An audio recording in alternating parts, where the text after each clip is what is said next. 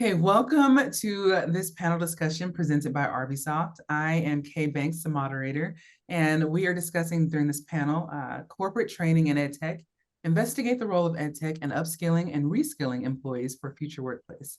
And we have a wonderful panel tonight. I'm very excited to hear their perspectives and outlooks on this field. And so I will give them a moment to go ahead and introduce themselves so you can get to know them as well. And so we will start out with Lisa. Go for it. Hi, so I'm Lisa Crockett. I am a full-time instructional designer. I also have a freelance business where I do instructional design and learning strategy. My passion is learning and figuring out how we can all work together, especially those of us who are one-person shops, to really use the technology and collaborate with each other and amplify what we're doing and amplify learning for our learners and just come at things in a different way and in a way that works for our learners at the Wonderful. point. Thank you and welcome. Thank you. Audrika. Yeah, hi everybody. My name is Audrika T. I'm currently the head of operations for Crimson Education, which is an EdTech startup. At Crimson, I design and implement work experience programs with Fortune 500 companies for students. All of it is virtual, all of it is online. I'm also an EdTech consultant for UNESCO, where I design international EdTech policies for countries. Nice to meet you all. Wow. Thank you for joining us. Go ahead, Hi, Andrew. everybody. Yeah, my name is Andrew Jacobs. I'm an independent learning consultant based in the UK, in London, England. I've worked in learning for about 30 years, but I have a very strong focus on learning strategy, and I've done this across a range of organisations, both central and local government in the UK, retail banking, and the fire service, among others. Wonderful. Thank you all for joining us. Definitely looking forward to this conversation. So let's just dive in. One of the first questions that we have is, and most of the questions are multifaceted, so I'll try and slow down to make sure that you guys can understand what I'm saying. The first question is, what is the significance of EdTech in the context of corporate training? And how has it evolved over the years to meet the needs of the modern workplace? And anyone can tackle that. I'll probably be quite contentious, so I'll let Lisa or Audrika go first. So, I mean, I would just say from my perspective, I think what I've seen over the 2 decades of working with technology in the workplace is a lot of, I think adoption would be a strong word, although more recently, say in the last 5 years, absolutely. But I think that there was a real reticence around it and a real holding back that isn't there anymore. And I think that certainly circumstances like COVID absolutely amplified that. Prior to that, I fought a lot in workplaces that I was in to work with the remote worker, right? And to utilize the different technologies so that we were bringing people in both in the office and remote workers together, right, and making that work. And it was an uphill battle at that point. And now people call me, right, both as a consultant, and then I actually work in a fully remote workplace now, which blows me away, right? So I think that it's come so far, but most quickly in the last 4 to 5 years for sure. And I will defer to my other panelists. No, thank you for your input.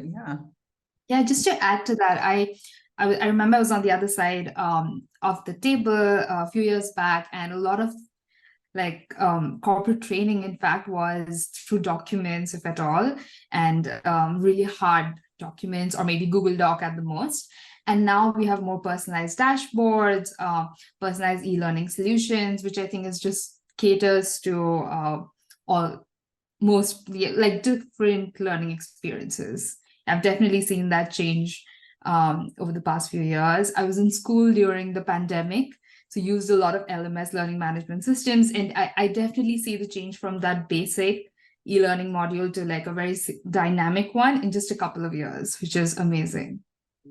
Yeah, absolutely. Thank you.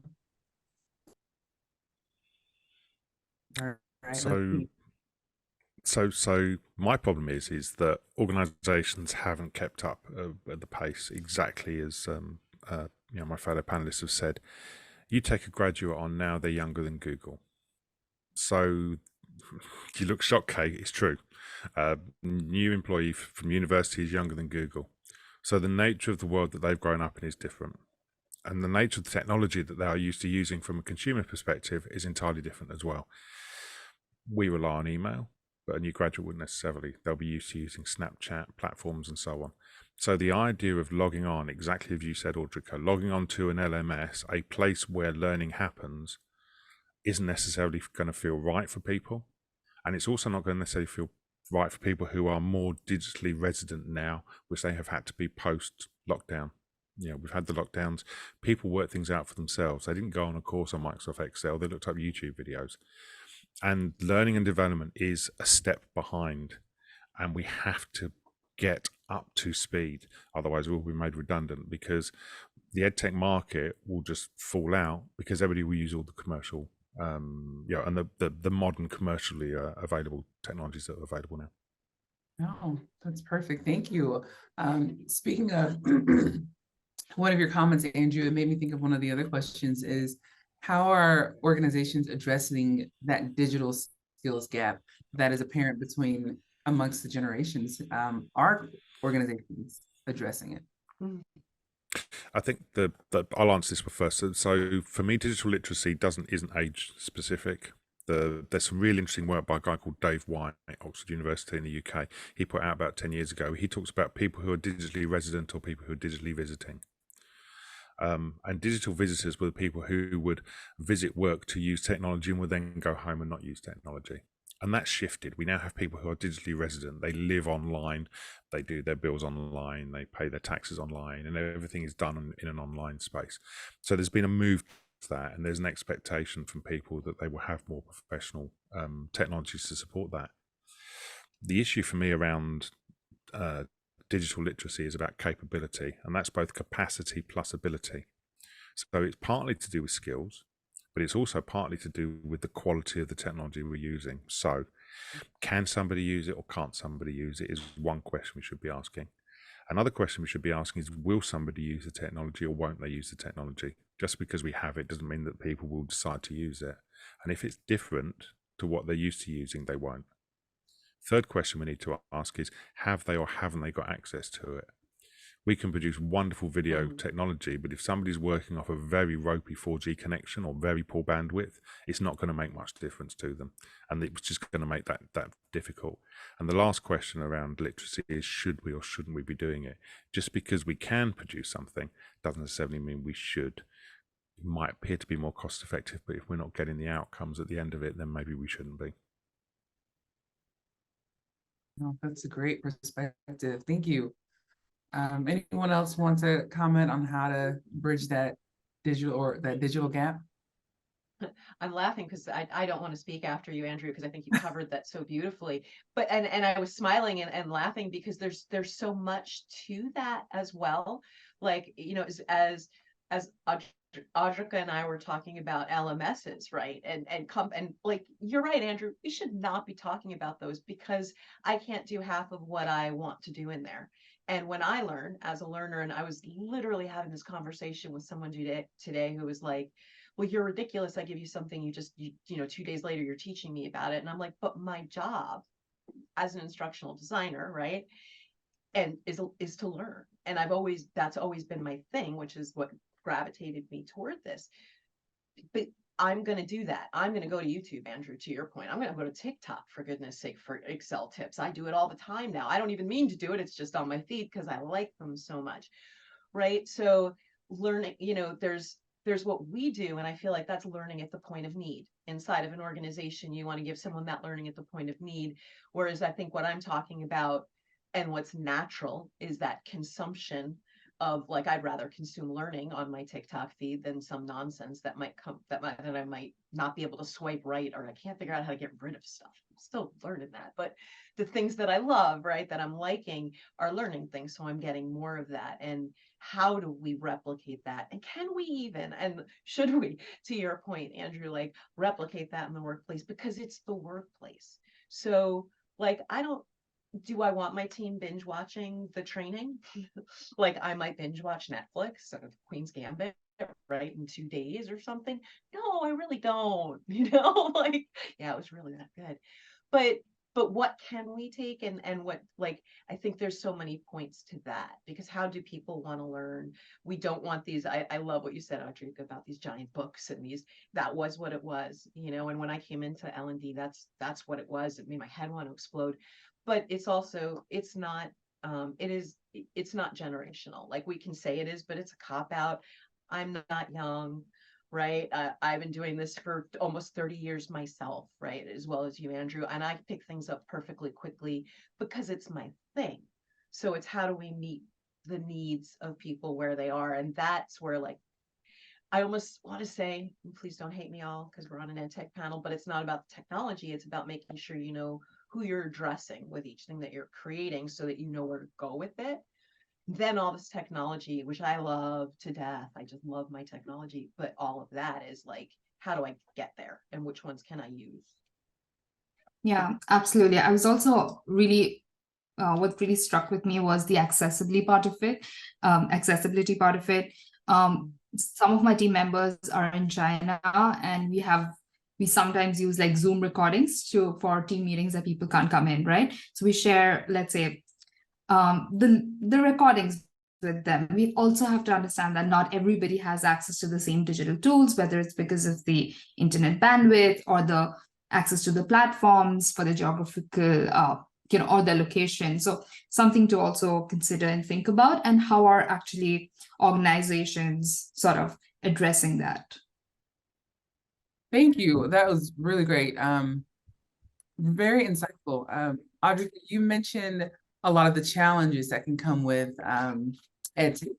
Can you, and this is open to all of you, can you provide examples of successful EdTech? Do you guys hear my kids in the background? Goodness gracious. But examples of successful EdTech solutions that have been deployed.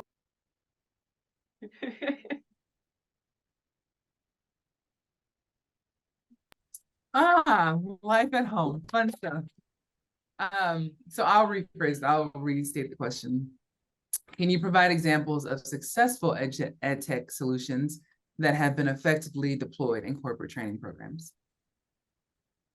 I can think of one. One thing that my organization does is a lot of LinkedIn learning courses. And I think we've actually used quite a bit of it for all kinds of like skills, whether it's technical or soft. And I feel like that has really worked well for my team.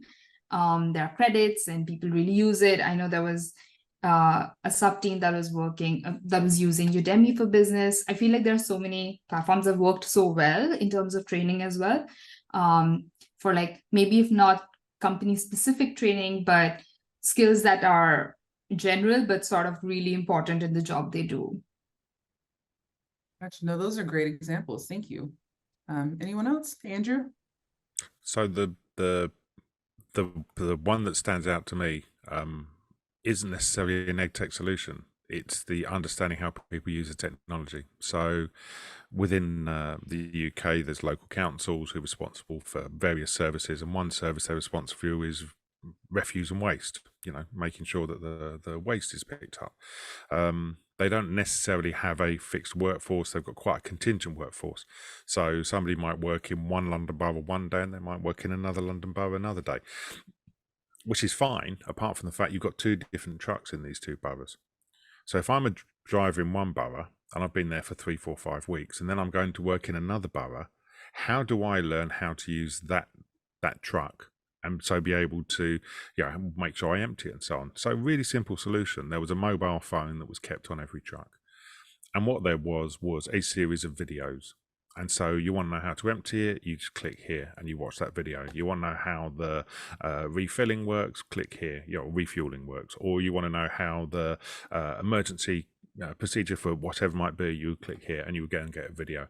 And these were produced by the workers on the trucks themselves.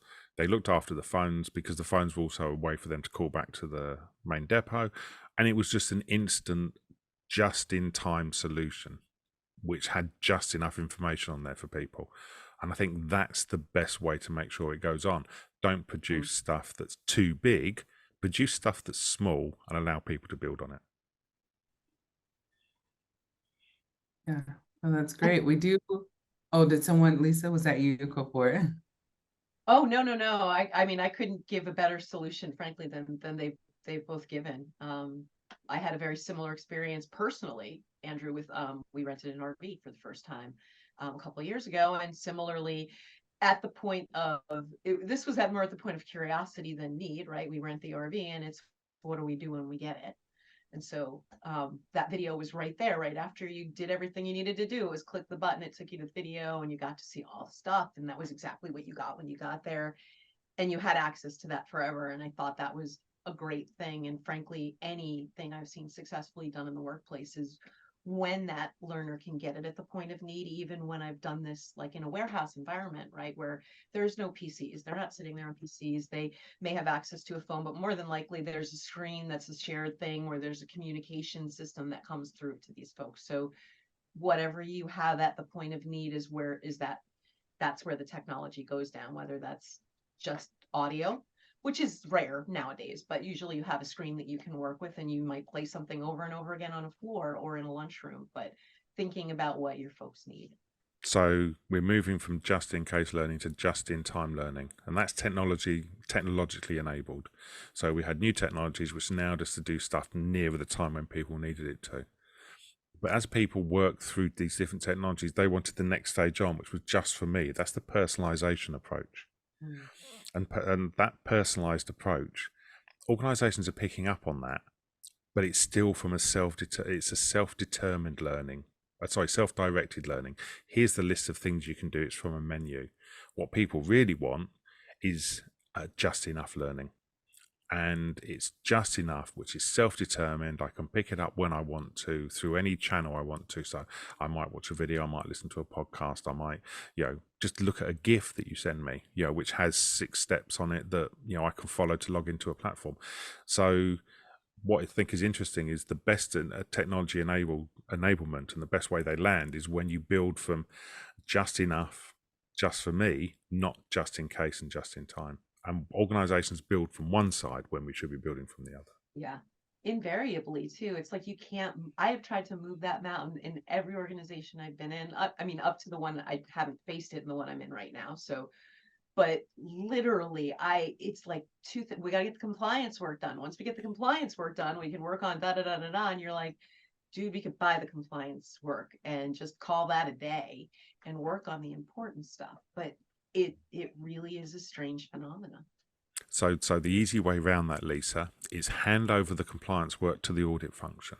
Tell them that the compliance training is down to them and they're responsible for making sure people do it. And that does 2 things. One, it gets it off your back, so it's not a problem for you. Number 2, people won't look at you and go, oh, you're the people who forced me to do that e-learning. And what they'll do is engage with you to want to do the new and interesting stuff. So give it to the audit function and let them manage it and see how long they can cope with it. Oh, they never want it back. They don't. I know that I am still the Why voice not? of the e-learning decades later of some of the employers I have. I still get phone calls. I'm like, oh, that's painful. That is so painful. Yeah, that bad. It's not good, Kay. Yeah, well, so myself, I've only been in this space for about 5 years now, and I've had several corporate jobs, and I've had a very similar experience with all of them. And so I'm curious to know, what have your experiences been with trying to implement new technology within your corporate environment? Anyone, take it over. Start. Oh, Yeah. I don't know that I want to take that first. Yeah, I mean, I've had a tough experience, mainly because of the cost effectiveness, and we've been using what we're using. And someone that's in that ed tech space that knows, for me anyway, it's like, oh, but there's so much more. We can do this, we can do that, but I feel so limited. So yeah, Andrew, I saw you come off mute. What are your thoughts? So there's a number of problems. The tail wags the dog. The industry suppliers tell organizations what they need, and nobody does more than 80% of anything that you need it to, but everybody does a different 80%. So this is why you end up with a tech stack that has 4, 5, 6, 7 elements to it rather than one. That's one of the problems. That's one of the scars that we have from it. Another scar we have from it, and another challenge that makes it difficult is people don't Google how do I learn how to. They Google how do I, and we build learning when actually we should be building performance. And that's, I think, one of the big problems. So we focus on building good learning stuff, which people can say they've done, which organizations can say they commissioned, but actually, does it make a difference to how people perform in the workplace? And absolutely, it does sometimes. But are we proving its value as often as we could and should be doing? And that, I think, is one of the biggest problems. And the last problem is it's seen as being a task. So putting a platform in and just bringing new technology in, we've done it, tick. Actually, it's changed nothing because we've not looked at the culture and the processes and the systems, and we end up with this dual process and this digital twinning of activity where you've got twin processes, one digitally and one analog, which still remain in place because, do you know what? That person in that office still likes it being done that way, so they'll continue to do it that way and it won't be adopted. Absolutely.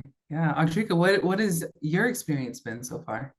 I was just thinking about like how it happened last week. We were trying to introduce a new platform, a new way of doing things, and the big team had everybody had different learning styles and preferences, and just figuring out how to cater to all, and yet being, finishing it on time, making sure that it's engaging. All of it has just been a task. Some people just say that, like, I remember how someone said that it's a lot of, learning an entire new thing. And I don't know if this is the right time for us to do that because we're in the busy cycle, and just so many things to consider when you release it. Who are you releasing it to? How invested are they? And, people tend to get attached to a particular kind of technology for some time. How open are they to switching? So many things to consider. And I think the important thing we can't obviously touch all of them, but to prioritize and figure out what's important at that particular case. Mm-hmm. Yeah. Mm-hmm. So thank you. It's interesting. Yeah. Oh. I actually want to add to, I'm sorry, Andrew, go ahead, please. No, go ahead, Lisa, go ahead. I was actually going to hone in on something you said that really, it's a problem that I've seen, and I've seen this problem for like 15 years, literally. And it still astounds me that it still exists in this tech market. And you were talking about connecting learning and performance, right? And one of the most interesting things that I see when I look at a lot of these systems is that they don't literally, and I've been a big part of my work for 10 years, last 10 years has been performance management, right? So the fact that learning and performance inside of systems like a Workday, like huge systems that you pay thousands upon thousands of dollars for, those two things, those two modules, right, where you look at my performance and you look at how I learn and what I've learned, they don't talk to each other. And that is something that blows my mind. And it's not unique either. It's very, and I can see shaking heads, right, and our nods, right, across the board, right? It is not unique. But it is such a strange thing to me. Like, those two things are implicit to one another, regardless of how you learn, how you like to learn, whether you're like me and you're just a freak on TikTok learning Excel, or like you like more formal things, right? It doesn't really matter. But the fact that those things can't connect, so that in some way, shape, or form, I might have to type a form out when I go to this conference or this thing that I do internally. It's infuriating as a user, and you can't explain it to, like, people. Leaders don't get it. They're like, why don't they talk? You're like, well, because they don't. Like, they just don't. So I can't make that happen for you, or I can't build that process, let's say, where you want to calibrate your employees and bring in all these different data sources, because, by the way, that all has to happen outside of the system. And I've literally done that. And it is a nightmare. And you're like, so the fact that those two things don't connect, and that, I think, Like if anyone's looking for an opportunity, right? I'm whispering to all the software folks that are going to listen to this, and seriously, like those things talking to each other is a game changer, like from a corporate perspective. And I'd imagine there's so many lessons to be learned from the education sector on how that's done well. And I haven't used a lot of systems, but I've heard great things about things like Blackboard. And I'd imagine there's something to be learned from the grading, right? And how teachers put information into those systems. So, I was going to say, if anybody wants to come and talk to me, I've been doing some work on evaluation. I've got a whole piece around how we measure input and output data and outcome and impact data to actually produce some stuff that sits in that space. The point I was going to pick up on, Audrika, came from something you said. So this problem is that we've invested money in other platforms and so on. There's some really interesting work Clayton Christensen talks about in talking about disrupting class, where he talks about innovating the education within the US, and he's identified there were 4 factors that limit innovations happening, and the first one is lateral. Nobody can see anybody else doing something different, which I think is important. So we need to find people who are doing things that work and elevate them, make them good case studies so people can see that they can do it, because that will help with some of the arguments where someone goes, well, we can't do it because nobody else is. Well, actually, our competitor is over there, so we need to be picking up what they're doing. The second factor in limiting innovation is temporal, which is the timing isn't right. Now, I think the timing now is probably better than we've ever had before. We've come out of the pandemic, we've got more people engaging with digital tools than have ever been before, and people want good, effective tools that will help them do their job. So now is the best time to be doing it. And if not now, well, then pin people down for it. The third one is exactly as you mentioned, physical. So we already have these systems, so why do we need something else? We've already got this system, why do we need something else? There's a phrase I use, turning fibers into fabric. We've got lots of fibers, but we're not weaving them together and turning them into fabric. And that, I think, is the art and the skill of the learning technologist and the learning workplace learning lead now. The last reason why innovation doesn't get pushed out is hierarchical. Somebody in the business doesn't want it to happen, and so it doesn't. And we need to find out who those people are and help them understand how we can use the technology in better ways. No, thank you. Very insightful. We're talking about technologies, and I think the big question has been popping in my head for the last year or so is, where does AI fit in the corporate world? Does it fit? I don't know. What do you guys think? How long you got? Well, it's kind of one of those where it's like, how will we implement this? How do we make it work? How do we measure success? And, because I'm a huge proponent of behavior change is the biggest indicator of learning for me. And so how do we leverage AI in the corporate realm? So in US college, about 25% of the employees and the faculty are using AI, which is less than half of the number of students who are using AI. So yeah, yeah, you play that face, Kay. It's great, yeah. So exactly the same applies to the workplace.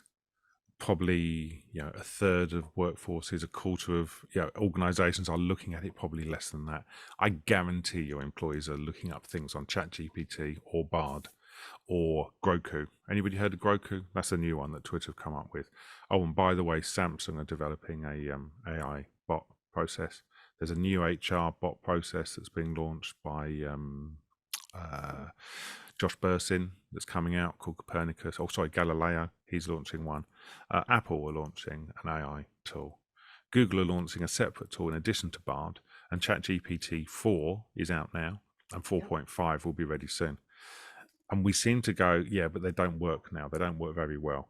Remember, and this is a guy called Donald Clark in the UK said this, remember that what you see today is the worst that tool will ever be. It will only get better. And if you're ignoring them now, you're going to be left behind. There was a brilliant conversation on HBR, the IdeaCast, the Harvard Business Review IdeaCast, and they did a series of 4 episodes about AI and how they'll impact different things. And one on productivity was quite simple, and the speaker, I forget who it was, quite clearly said, people won't lose their jobs to AI. The people who lose their jobs are the people who ignore it. If you can understand how to use it, you have no issue with it.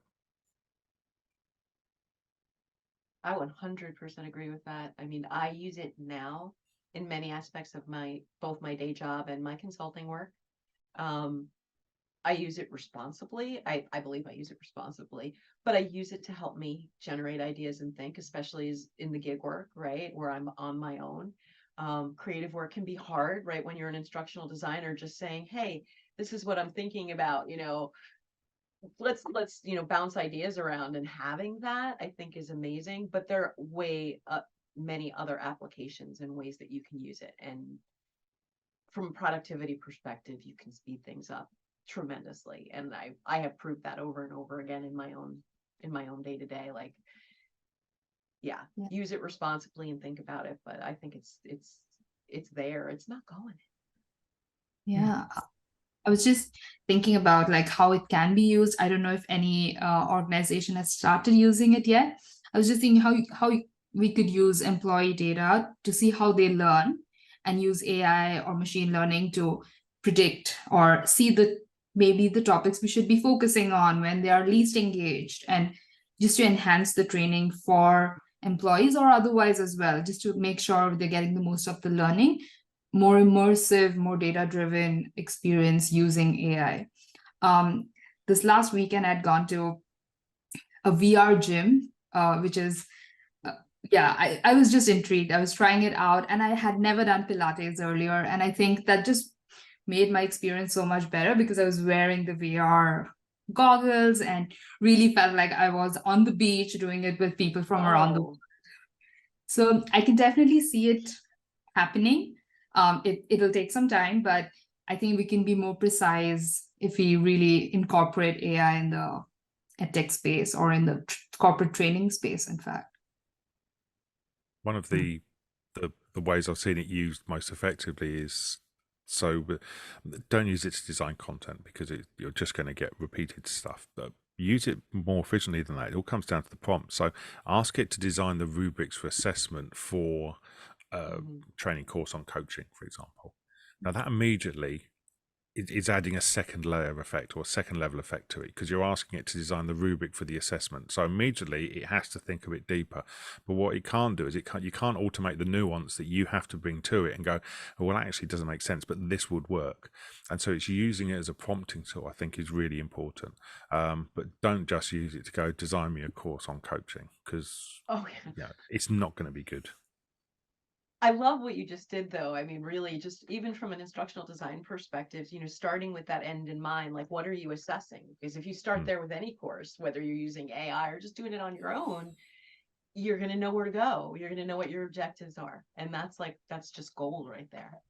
So that's what I'm saying. Design me the rubric for a course on coaching. And trust me, ask ChatGPT, ask Bard, try these other tools out, and just make them more complex, and have a look and see what the responses are. That in itself, it will take you 5 minutes, but it will save you hours of time, and that's where I think we will get the best value from using the tools. I love it. I've used it. Yeah, I'll take it. I've used it a little bit in the last few weeks, and I'm like, oh, this would have taken me an hour to do.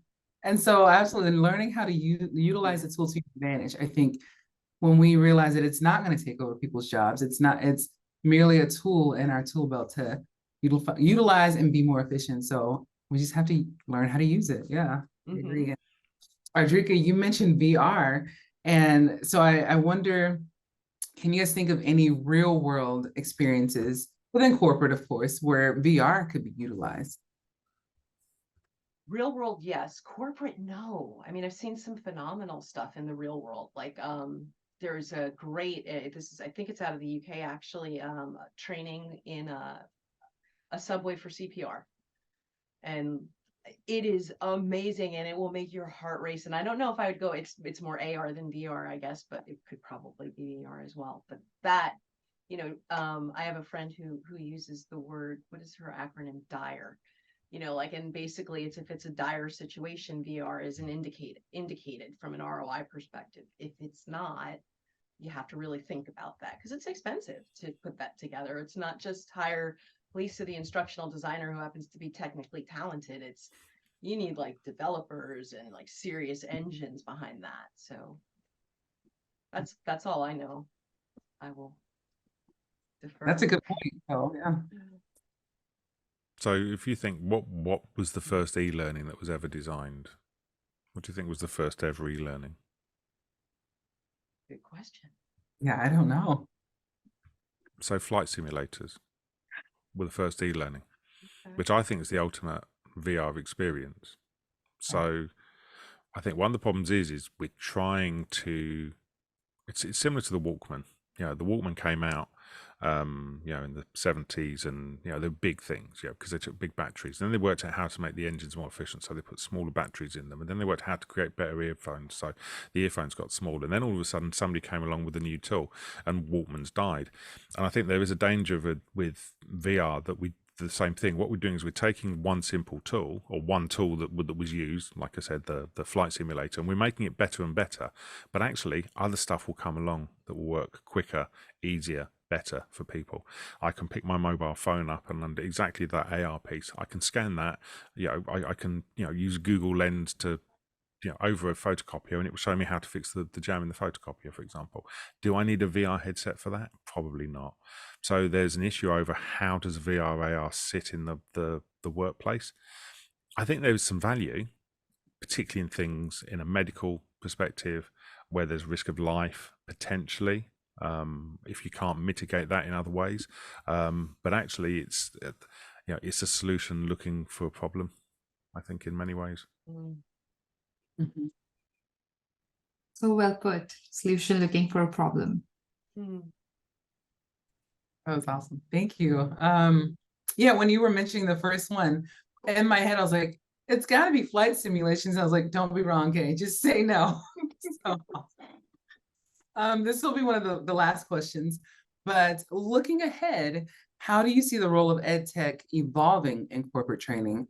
And second part, what should organizations consider when planning for the future of employee development? Excuse me. And I can ask again. Stumbled there.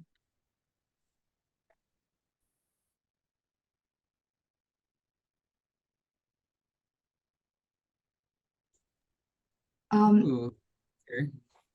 I think I'll say what my hope is. My hope is that my hope is that employers understand the diversity of learners or who it is catered to. Do I mean people who learn differently during like different learning paths, different learning styles? Yes, but also in terms of, let's say, how diverse and relatable is the case study that's designed. I was born and I grew up in India, and I'd never, seen an avocado until like I was an adult. So case studies using avocados didn't make sense to me, whereas maybe a mango would. So how relatable is the content is, I hope employers also keep in mind. Especially when it's a global company or a global organization. I feel like the same case studies or same scenarios might not work everywhere or might not be the best. That's my hope. Yeah. Thank you. That was a great example.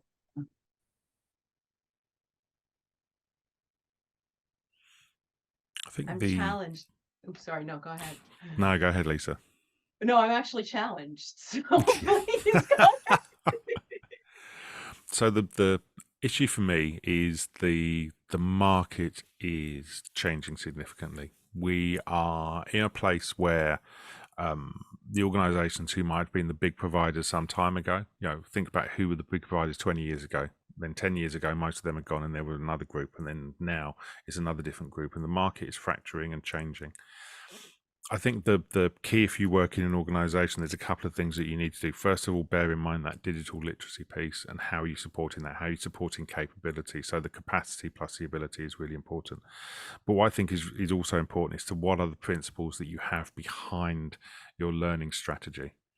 And I think that's one of the problems. What we do is we tend to be a bit like the distracted boyfriend meme. We see some shiny technology and go, well, we use that. And actually, that's not the case. What are the principles of evidence-based learning that we know will work? And stick with those and find the tools and use the tools as you need them. And that changes the market slightly. I think the other thing we're seeing, which is the biggest change, is, like I said, moving from just in case, which is a very supply side, to just for me and just enough, which is a very demand-led approach. And we're seeing that shift happening in the workplace. People are more demanding in terms of their hours, the nature of the work they do. And we've seen that in their learning as well. People want more and they want to pick and choose more. So I think we're seeing a move from supply to demand. And we have to think about what that looks like in terms of organizational learning, because it's a different approach to what maybe we've done in the past. We can't just go, here's a course, you can go on it if you want, because people will go, I don't want that. I want this little bit of this and this little bit of this and plenty of that. And how can you build that for me? And that's a different kind of offer that we have to think about putting to people. That was so well put.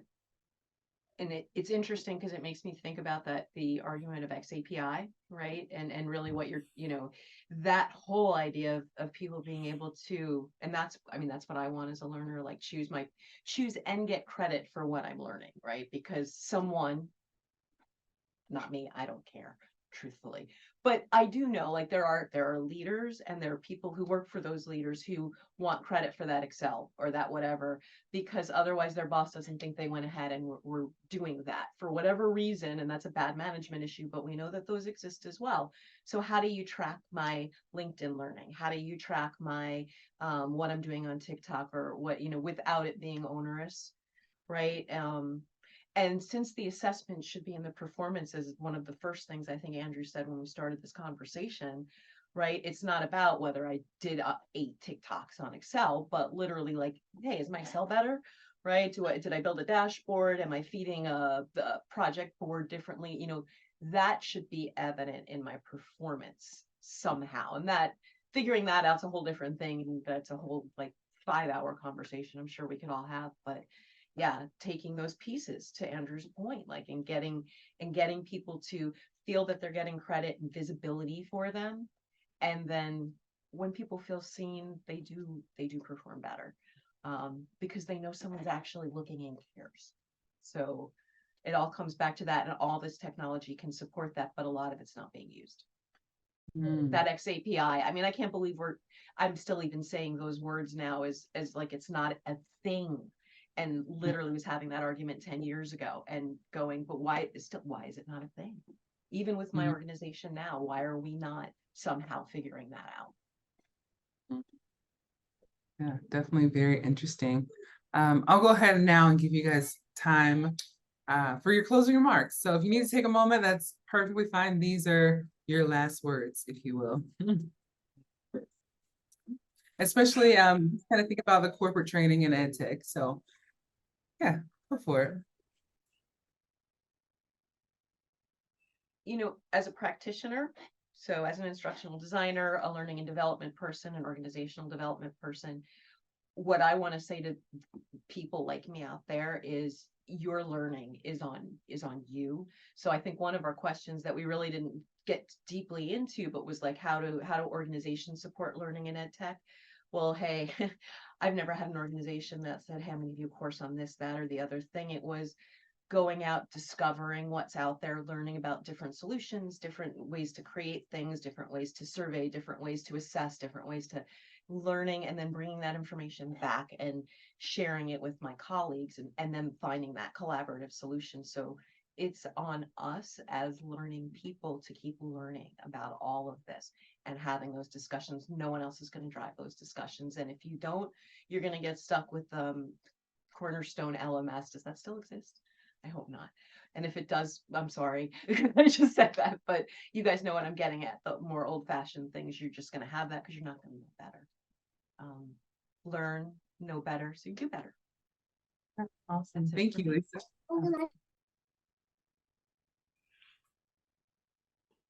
So for me, I think it's don't get led by the technology. Get led by what good learning practice is. And you don't need a big budget. It's think about how you use the tools. It's the field of dreams effect. If you build it, they'll come. They won't. If you build the best LMS in the world, people won't come and look at it. You know, it's not about that. What you have to do is to go where the conversations are happening. So if you've got a group of engineers who are all chatting through WhatsApp, be involved in their WhatsApp group and put GIFs in their WhatsApp group. So that they can see where this stuff's happening. Go where the conversations are. If people are sending you emails and saying, I don't know how to use this system, what you do is you send them a GIF back, which shows you the 6 screenshots of how they log in, and you just stitch together into a GIF and go, there you go. You've got a low bandwidth, instantly on, available, just in case, just in time, just for me, immediate answer for stuff. So think outside the box. Think outside the box of the learning technology, and think about how people are using the tech, and build, like I said, from just enough back. And that's the way to take it forward, because it's not about the tech, it's about the attitude and the mindset that you have towards learning and development. Absolutely. Just echoing that, I feel like in the EdTech part of it, ed should come first, as it does, and even in practice, than the tech. And that's what I think most corporate settings, or everybody should think about when they're designing, implementing, thinking about upskilling and reskilling. Wonderful. Thank you all so much. I spoke to the panel beforehand. I was very excited about this conversation. And like I figured, it would be very intriguing, interesting, lots of great insights. So with that, we will conclude this panel discussion presented by Arbisoft on corporate training and EdTech. So thank you, panelists, for joining us. It was a great discussion. Thank you. Thank you for having us. Thank you. Have a good one.